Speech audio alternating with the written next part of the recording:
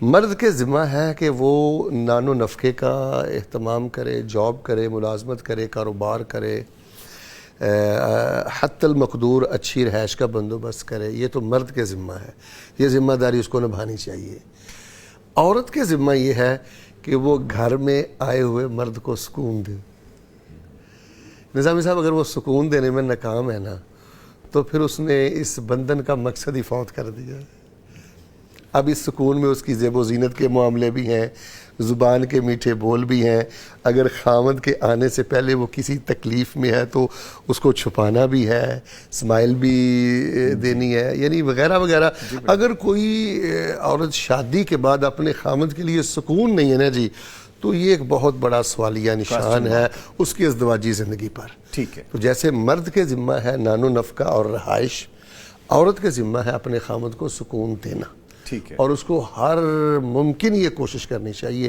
اور میں یہ سمجھتا ہوں اس سلسلے میں سب سے جو بڑا احساس کار فرما ہے نا وہ یہی ہے کہ ایک شادی شدہ خاتون یہ بات اچھی طرح جان لے کہ رسول رحمت علیہ السلام کے پاس ایک عورت آئی تھی شادی شدہ، اور اس نے کہا تھا کہ اللہ کے رسول علیہ السلام مجھے کوئی آپ نصیحت وصیت فرمائیں. آپ نے فرمایا ازاتی بعل، کیا تو شادی شدہ ہے؟ کہنے لگی جی میں شادی شدہ ہوں. آپ نے فرمایا کیسے معاملے ہیں خامد کے ساتھ؟ فرمایا بڑی خدمت کرتی ہوں، جب تھک جاتی ہوں تو پھر کوئی کمی کوتاہی ہو جاتی ہے.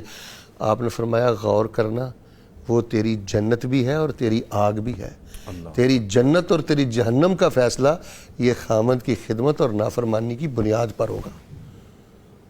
تو ایک خاتون خانہ کو یہ حدیث ہمہ وقت اپنی نگاہوں کے سامنے رکھنی چاہیے، اور مرد کو بھی یہ سوچنا چاہیے. رسول پاک نے فرمایا کہ آپ نے اللہ کے کلمے پر ان عورتوں کو حاصل کیا ہوا ہے. میں سمجھتا ہوں کہ چھوٹا سا بول ہے، اگر وہ مرد اپنی نگاہوں کے سامنے رکھے تو بڑا سکون رہتا ہے کہ یہ جو میری بیوی ہے یہ میرے گھر میں اللہ کا مہمان ہے.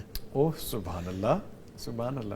تو یہ اللہ کے نام پہ میں نے حاصل کیا، کلمت اللہ پر میں نے اس کو حاصل کیا.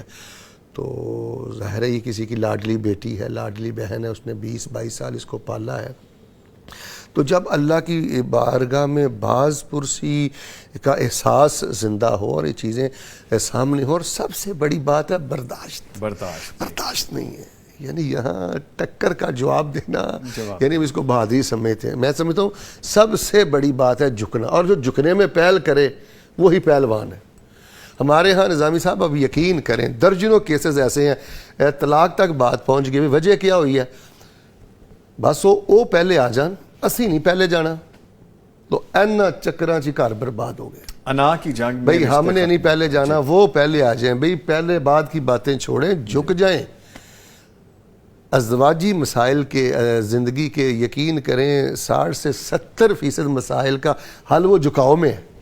تو شیطان جھکاؤ چاہتا نہیں ہے، وہ بالکل چونکڑا مار کے بیٹھا ہوتا ہے، وہ انانیت پھونکتا رہتا ہے، دونوں طرف انانیت پھونکتا رہتا ہے. اور یقین کریں ازدواجی زندگی چونکہ یہ بڑے الگ الگ کیسز ہم نے سنے ہیں، دیکھے ہیں، تو لیکن اس میں سب سے جو بڑی بات ہم نے دیکھی ہے نظامی صاحب، بات کچھ نہیں ہوتی، بس اندر شیطان ہی بیٹھا ہوتا ہے، اللہ اکبر، جو پھونکتا رہتا ہے، کوئی بات نہیں ہوتی. تو ہم بس ان چیزوں سے بچنے کی کوشش کریں.